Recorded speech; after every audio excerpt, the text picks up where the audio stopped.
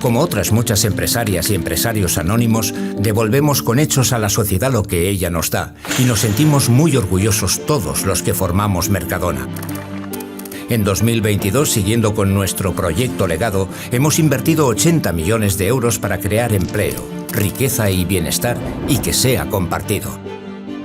Con Marina de Empresas, ubicada en Valencia, hemos creado uno de los mayores polos de formación, emprendimiento e inversión de España, con una nueva generación de emprendedores y emprendedoras que con su esfuerzo y pasión están construyendo empresas y multiplicando la riqueza y empleo para la sociedad.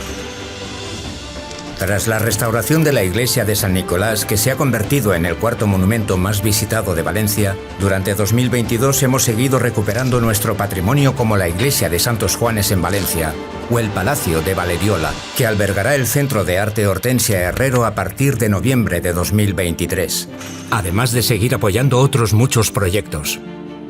Continuamos apostando por el deporte con 2 equipos de básquet, tanto femenino como masculino, que se encuentran en la élite del baloncesto español, apoyando también a otros deportes y nuevas generaciones.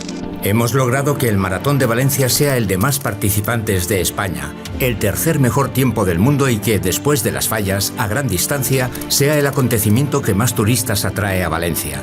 También hacer especial mención a la labor de Fernando Roig, presidente de Pamesa y del Villarreal Club de Fútbol, club que este año celebra su centenario. Y a la familia Gómez Serrano con su premio Patrocinio Gómez como su forma de devolver a la sociedad.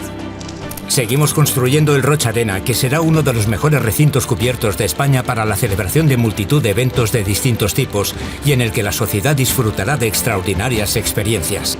Todos los accionistas, trabajadores y proveedores de Mercadona nos sentimos muy satisfechos de este gran legado para nuestros clientes y toda la sociedad.